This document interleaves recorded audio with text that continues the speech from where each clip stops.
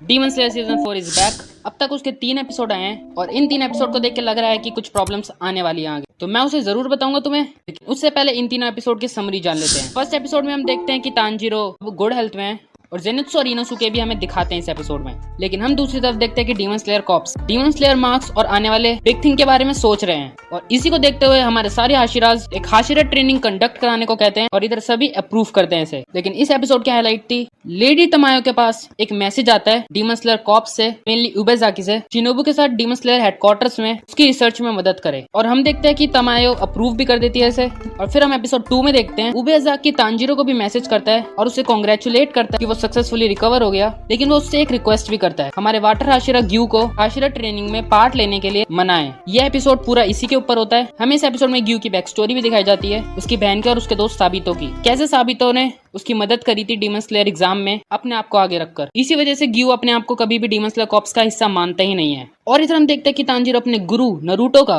टॉकनो jutsu use करता है और हम एट लास्ट देखते हैं कि ग्यू मान चुका है हाशिरा ट्रेनिंग में पार्ट लेने को। अब हमें एपिसोड 3 दिखाया जाता है जिसमें हम देखते हैं कि तांजीरो फुल्ली रिकवर हो चुका है और अब वो हाशिरा ट्रेनिंग में इन्वॉल्व हो सकता है। हम देखते हैं कि वो उजुई के पास जाता है, सबसे पहले वो पूरी ट्रेनिंग करते हैं। यहीं से थोड़ी बहुत प्रॉब्लम मैं जो बोल रहा था वो चालू होती है, लेकिन उसको अभी इस एपिसोड की समरी के बाद डिस्कस करेंगे। और फिर हम आगे देखते हैं कि सानेमी और ओबानाई इस ट्रेनिंग के बारे में बात कर रहे होते हैं और इसका हाईलाइट पॉइंट था कि वो एक दूसरे को चैलेंज करते हैं ताकि वो अपने स्ट्रेंथ को देख सके। हमें एपिसोड के लास्ट में दिखाया जाता है कि तांजीरो टेंगन की ट्रेनिंग लेने के बाद अब मिचोरी की तरफ जाता है। यहीं पे हमारा एपिसोड एंड हो जाता है और हम बात करते हैं प्रॉब्लम की। सबसे पहले मैं तुम्हें बता दूं, अब तक इन 3 एपिसोड में सिर्फ 3 चैप्टर्स कवर हुए हैं और इस पूरी आर्क में सिर्फ 9 ही चैप्टर है। अगर ये आगे भी एक ही चैप्टर एक एपिसोड में एनिमेट करते हैं तो भी ये सिर्फ 9 ही एपिसोड एनिमेट कर पाएंगे और 9 एपिसोड का सीजन कुछ ज्यादा ही छोटा हो जाएगा। और उससे बड़ी प्रॉब्लम आती है ये, लेकिन अब इस गैप को फिल करने के लिए कुछ फिलर एक्टिविटी दिखाई जाती है, या तुम इसे एनिमे कैनन भी कह सकते हो। अगर मैं मेन सीन की बात करूँ, like Uzui versus Tanjiro at mountain जो वो ट्रेनिंग कर रहे थे, वो एक फुल्ली फिलर है।